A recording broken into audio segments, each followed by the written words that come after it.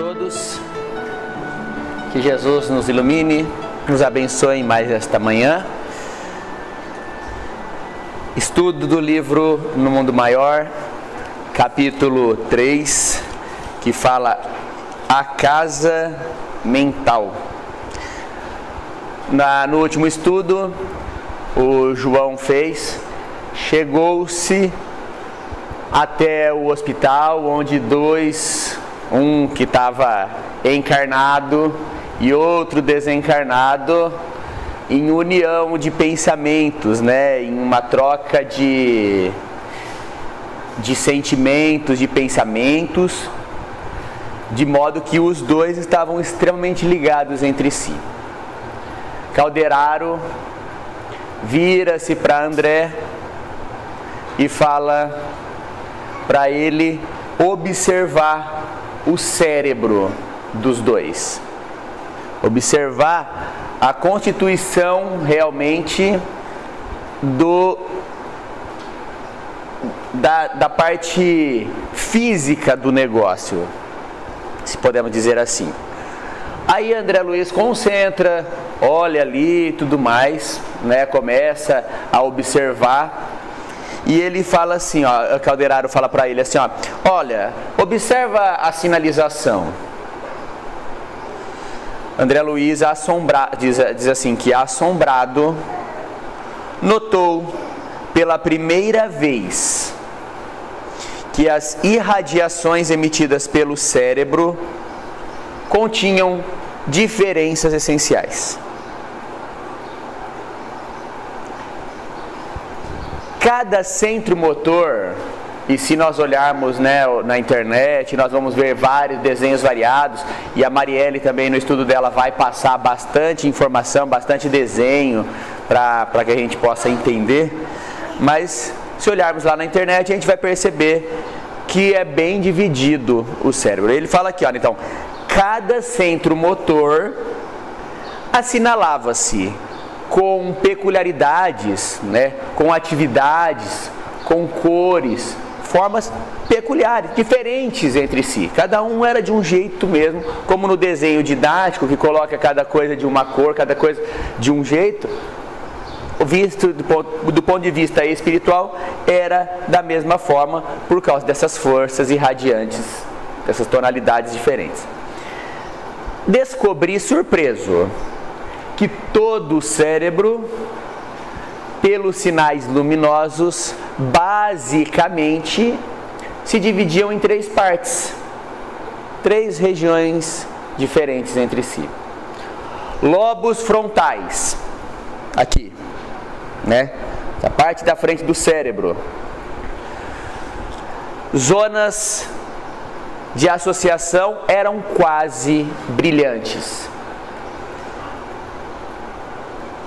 Do córtex motor, mais ou menos aqui, essa região, até a medula espinhal, toda a parte de trás aqui do cérebro, então, daqui do meio até a parte de trás, a claridade diminuía.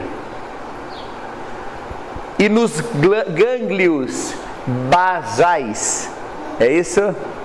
Nos gânglios basais, era bem mais fraca, quase apagada. Onde que é o gânglio basal? Aqui, se vocês olharem, se vocês colocarem a mão aqui em vocês, na coluna aqui, ela não pega aqui no final do cérebro, aqui na parte de trás da cabeça. Ela vai lá pelo meio, vamos dizer assim que o cérebro é isso daqui, ele entra aqui na coluna. E é justamente nessa união do cérebro que se encontra os gânglios basais. E é ali que a iluminação era mais fraquinha ainda. Bom, estava lá, já fazia alguns minutos, André Luiz fala, que ele estava lá contemplando, olhando aquela bagaça ali, o negócio ali, tudo acontecendo e tal, fervilhando o cérebro. Aí o Calderaro aconselhou. Examinou, está examinando o cérebro do companheiro encarnado. Agora, para de olhar ele e vai para o espírito, aquele que está, em simbiose, né, naquele ódio, em aquela revolta, atacando aquele ali encarnado, né, influenciando o encarnado. A entidade que não se dava conta da nossa presença, pela virtude dos círculos de vibração grosseiros em que se mantinha, fixava toda a atenção no doente. Olha o que ele fala, ó, lembrando a sagacidade de um felino vigiando a presa. Ou seja, o espírito desencarnado, ele estava tão concentrado que ele não conseguia ver o espírito, o André Luiz e o Calderaro. Tamanho foco. Às vezes a gente também não está tão focado numa coisa que não consegue ver o que acontece à nossa volta, né? E ali o espírito estava tão concentrado naquele ódio, naquela troca de vibração, de atacar, de machucar, enfim, né? Que ele não conseguia ver nada em volta. Mesmo o espírito desencarnado junto com ele na mesma vibração, eles não conseguiam enxergar, porque não estava no mesmo foco, vamos dizer assim. Aí André Luiz chamou a atenção dele, né? Que ele tinha uma imensa ferida no peito. E aí André Luiz começou a dar uma cutucada, uma olhada. Por que é que ele tá com aquela doença ali, aquela chaga ali no peito, né? Começava a sondar os pulmões. Aí o Calderaro falou, ó, o que eu falei para você? Para olhar o cérebro.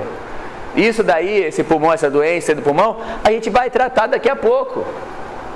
Eu tô dando a aula para você agora do cérebro. Não perde tempo com outra coisa. Então, foca no cérebro aí. Aí, André Luiz narra da seguinte forma.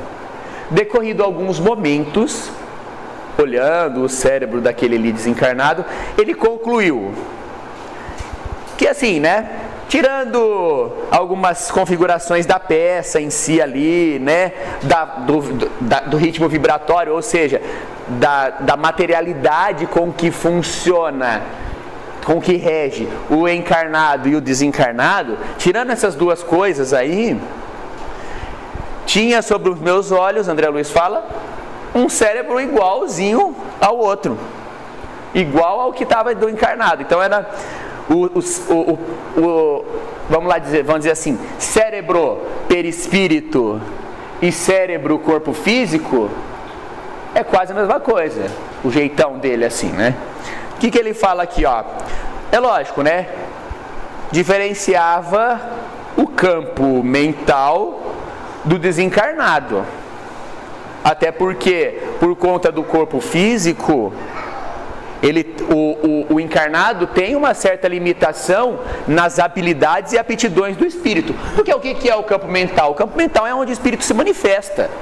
O campo mental é a inteligência, é o espírito ali dentro, entre aspas ali dentro, tá? Porque a gente não sabe, né? Mas é a potencialidade do espírito ali atuando e dando as diretrizes do corpo ali, né? Do perispírito, no caso, né? Primeiramente. E o perispírito influenciando no corpo físico, quando encarnado, lógico, né? Então, mudava o campo mental do desencarnado, revelando alguma superioridade no terreno da substância em si, de como era feito. Porque no corpo perispiritual era mais leve e menos obscura. A impressão, André Luiz fala assim, ó, é que se pegasse o cérebro do encarnado, tirasse uns pontinhos preto que tem lá, uma sujeirinha que possui, pegasse uma escova e desse uma esfregada, uma lavada ali naquele cérebro do encarnado, ia ser a mesma coisa, né? Então, ó, tive a impressão de que se lavássemos por dentro o cérebro do amigo estirado no leito, que é o encarnado, escoimando-o de certos corpúsculos, né, tirando algumas coisas mais pesadas, seria ele quase igual em essência ao da entidade que se mantinha sob exame, ao cérebro do desencarnado. As divisões luminosas, né, as formas, como ele falou aqui, né, lobo frontal, não sei o que, luz mais apagada, que patera na medula, gânglios basais mais apagadinhos. Essas divisões luminosas era exatamente a mesma. Exatamente a mesma coisa. Mais luz nos lóbulos frontais, menos luz córtex motor, quase nenhum na medula espinhal, onde as irradiações se faziam difusas e opacas, sem brilho, né? Apagadinho. Interrompi o estudo comparativo depois de acurada perquisição, né? Depois de investigar bem cautelosamente. Olhei Calderaro e perguntou e vamos lá, né? Com olhos de perguntar, né? Calderaro fala: depois do desencarne, o que há de mais surpreendente para nós é o reencontro com a vida. É a facilidade de expressão do corpo, do espírito, né? Aqui aprendemos que organismo perispirítico que nos condiciona a matéria mais leve, mais plástica após o sepulcro. Esse perispírito é fruto, presta atenção, igualmente do processo evolutivo. Nós tivemos lá Homo erectus, Homo sapiens, e hoje nós somos Homo sapiens sapiens, a nossa espécie. Nós tivemos evoluções, o perispírito apresenta da mesma forma evoluções. Ela está no decurso dos milênios, dos milhões de anos, se evoluindo, se aprimorando, transformando também. Então, a evolução não acontece somente no ponto de vista físico nosso, como viu Charles Darwin, né, que mostrou pra gente que tem a evolução, mas também acontece no plano um pouco menos matéria, o mais invisível a nós, que é no ponto do perispírito também se evolui.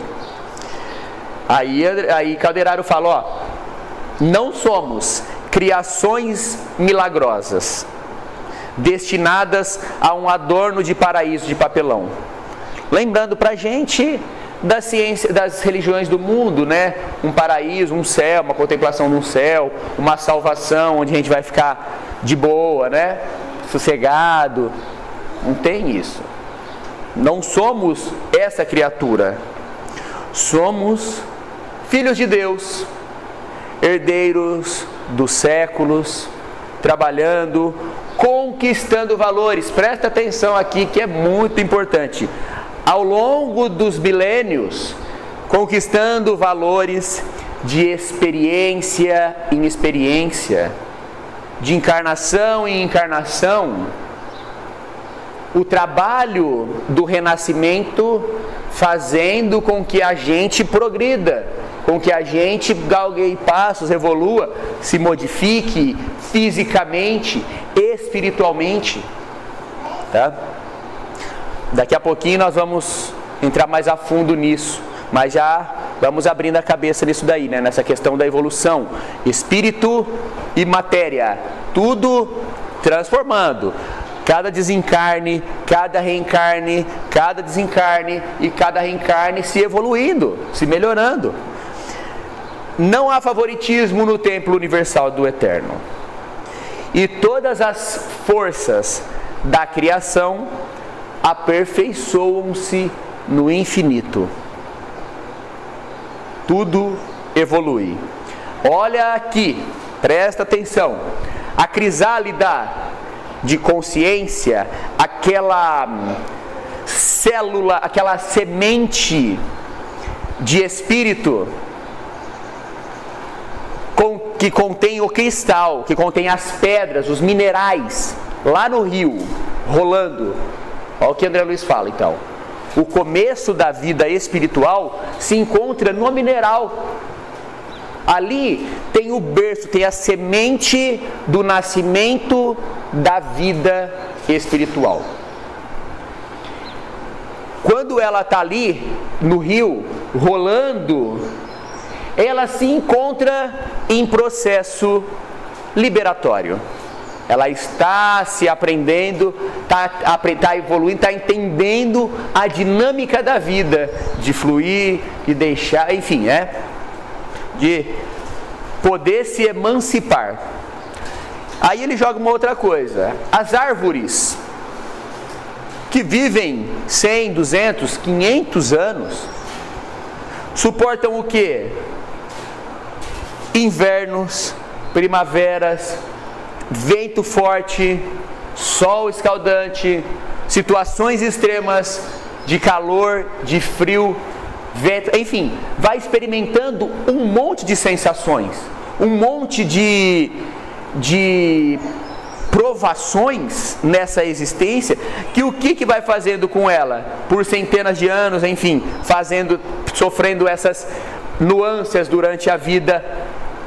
Quero que vocês prestem atenção nos dois pontos, tanto o físico, a evolução da árvore como físico, como o ponto de vista do espírito da árvore, evoluindo ali também, experimentando, né? Recebendo as provações, as experimentações e evoluindo. O que ela está conquistando? Está conquistando memória, está aprendendo a suportar as diferenças de vida.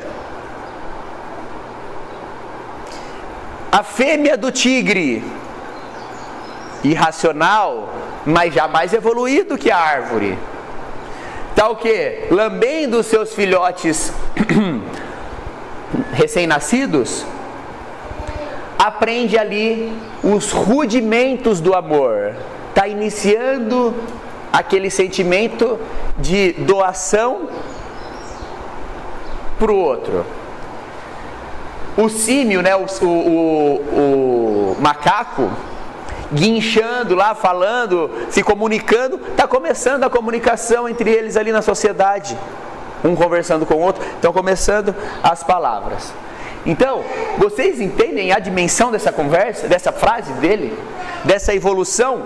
Isso daí, gente, isso daqui tem na Terra uma história de 4 bilhões e meio de anos, que é desde quando começou a vida na Terra até hoje. Esse trabalho da evolução que nós encontramos hoje, que nós pegamos hoje aqui, é fruto de 4 bilhões e meio de anos desse trabalho aqui acontecendo. Encarnar, desencarna, encarna, desencarna e vai aprendendo e vai evoluindo. Lembrando aqui, né, quem tem acesso ao Disney Plus, né, que é a nova plataforma de streaming, né, da Disney, tem a National Geographic, né, que é um dos canais que dá para acessar lá pelo streaming, e tem um programa que chama Uma Rocha Estranha. E Uma Rocha Estranha são 10 episódios, que a rocha estranha chama Terra, tá? Conhecida como Terra, e mostra o quão estranha é a nossa vida aqui, tá? No capítulo 5 fala sobre a vida e o desenvolvimento, o início, o embrião da vida. Como começou a existência. Quem tiver acesso, quem puder estar olhando, vale muito a pena. Vale bastante a pena de como foi aqui, ó, como saiu, né, do nada para alguma coisinha, né? E aí de uma coisinha até hoje. Em verdade, Deus criou o mundo, mas nós nos conservamos muito longe ainda da obra completa. Os seres que habitam o universo ressumbrarão, né? Precisarão derramar muito suor. Nós todos vamos ter que trabalhar por muito tempo para aprimorarmos-nos, enfim, né? Trabalhando a nossa evolução. Assim também a individualidade.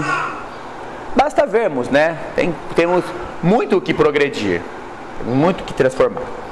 Somos criação de Deus e devemos aperfeiçoarmos-nos integralmente.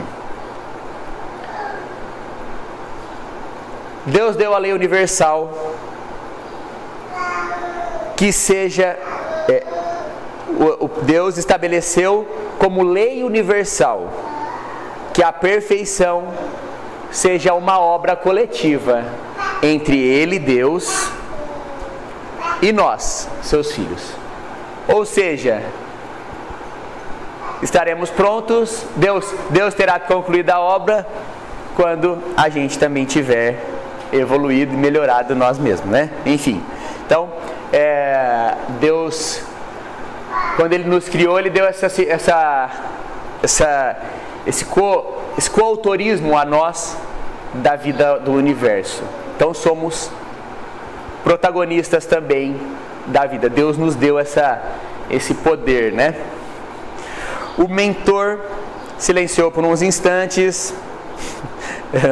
O André Luiz mastigando e devorando todas essas informações.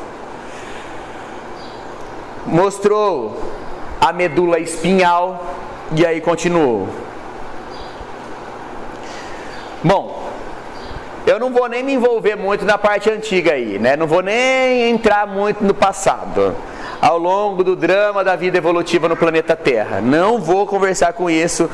Vamos entrar desde a ameba, lá na água, se mexendo ali, aprendendo, se movimentar, até o mar.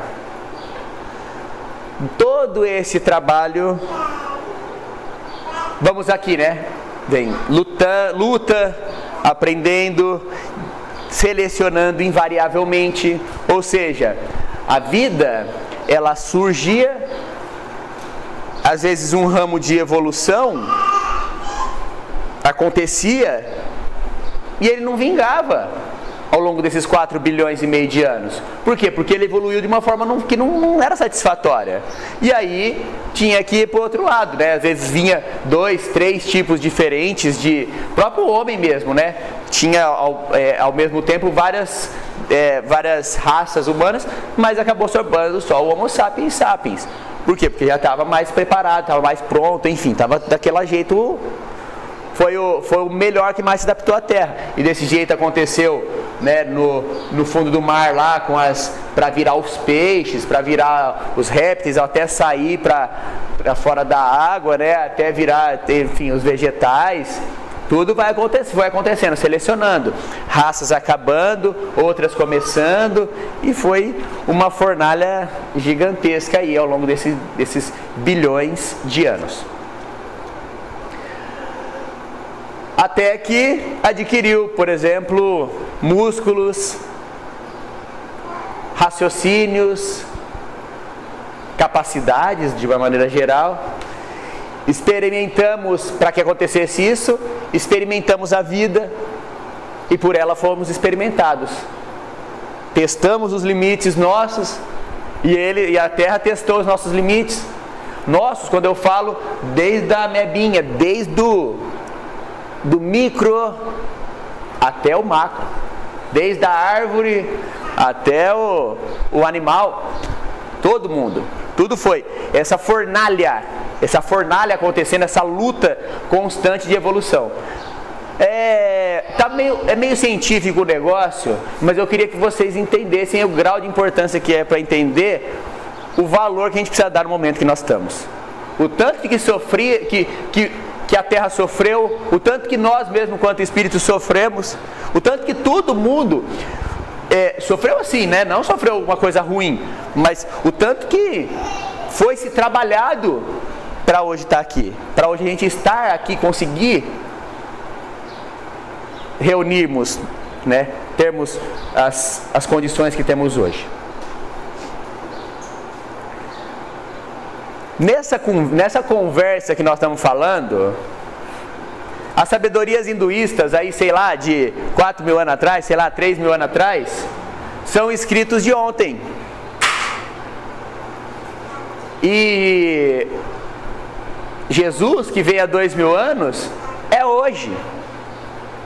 Por quê? Devido ao tamanho que é essa evolução, esse período gigantesco que é essa evolução. Então, é coisinha muito recente, essa história humana, tá? Aí ele vem, né? Eu vou ler, agora é o último parágrafo que eu vou ler, depois eu vou deixar a bomba para o João, né? Continuar explicando a semana que vem o resto, tá, pessoal? Ó, começou a evolução. A amebinha, lá no mar, ela criou um flagelo, vamos dizer assim. Não liga muito para os nomes que a gente fala, tá? Mas enfim, o bichinho estava lá, uma célula. Vou dar um exemplo bom, um exemplo fantástico de atual. Quem que está ouvindo, quem que está acompanhando essa questão do coronavírus? Todo mundo, né? Vocês estão sabendo das novas variantes do coronavírus? Não está tendo novas variantes do coronavírus? O que é as novas variantes? Evolução. Evolução. Ela pega e entra, trabalha, opa, isso aqui não ficou, estou sendo atacado por aqui, para eu viver eu preciso dar uma modificada em mim. Se eu fizer assim, eu acho que eu consigo viver melhor. E como o vírus é uma coisa que nasce e morre muito rápido, a evolução dele é bem acelerada. E ele é bem simples, né? Ele praticamente só tem um núcleo ali, né? Só tem a DNA. Então as constituições ali dele ali da cadeia do DNA é rapidinho dele de reformar ela, né? E aí essa transformação faz essas novas variantes aí do vírus e tal, que acontece no vírus, na ameba e nós seres humanos também. Todo mundo, né? Animais, plantas, de uma maneira geral. Então, lá no começo, o protozoário lá, o bichinho, uma celulinha só, sei lá, e ele começou a ver que se ele fizesse assim, ó, com a caudinha dele, ele sobrevivia melhor. Ele conseguia fugir de alguma coisa, andava mais fácil. Enfim, ele não ficava lá no fundo, ele conseguia comer de forma melhor, tal. Aí ele começou a se mexer, e isso daí criou um sisteminha nervoso, né? Um processo, da mesma forma que a gente, por exemplo, tem para o coração de bater um pouquinho, ninguém consegue. Para o estômago de funcionar, ninguém consegue.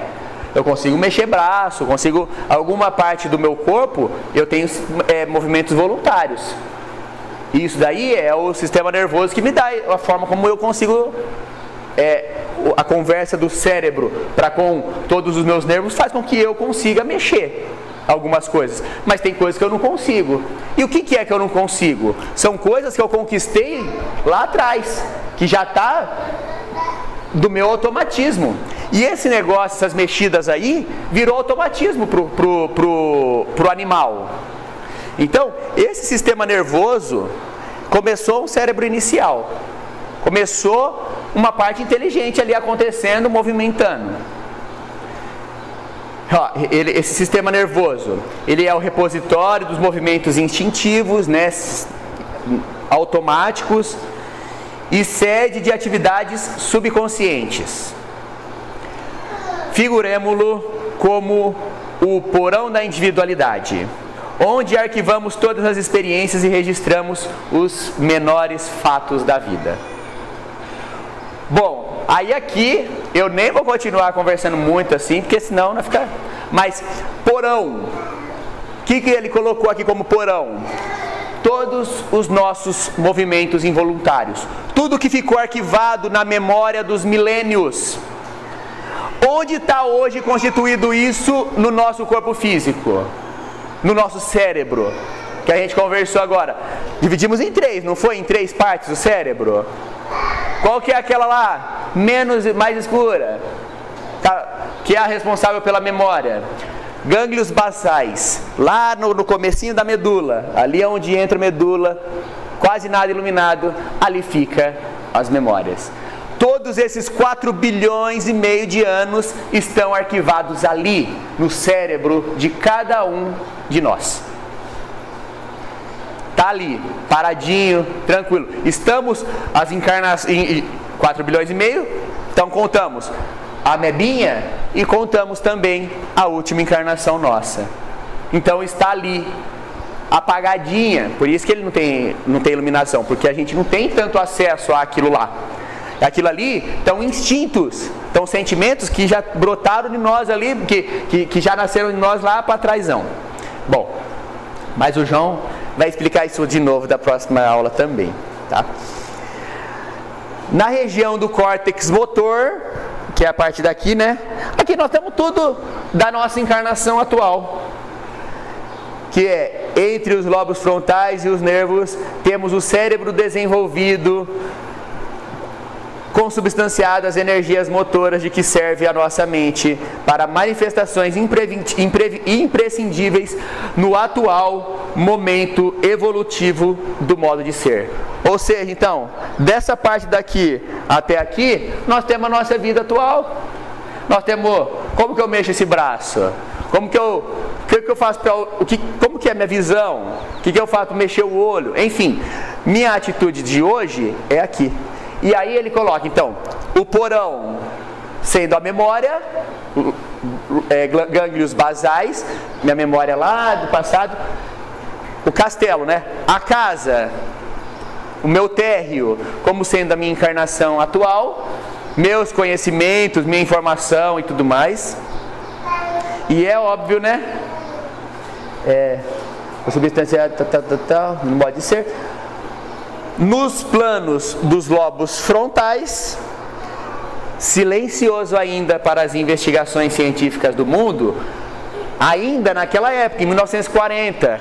Mas agora a gente sabe que aqui é responsável do quê? Das intuições, das manifestações assim, de habilidades espontâneas, da lucidez, da ideia mirabolante, né? Então é tudo aqui na frente. Então, nos lobos frontais, silenciosos ainda, tal, jazem materiais de ordem sublime que conquistaremos gradualmente no esforço de ascensão, representando a parte mais nobre do nosso organismo divino em evolução. Se temos o porão, temos o corpo físico, temos o porão como a memória das encarnações passadas, o corpo, a atual existência aqui, o telhado e o céu é o nosso lobo frontal, onde a gente vai e tem todo o caminho pela frente aí das nossas evoluções. Beleza, pessoal? Muita paz a todos e João continua para encerrar o capítulo a semana que vem. Fiquem com Deus e uma ótima semana.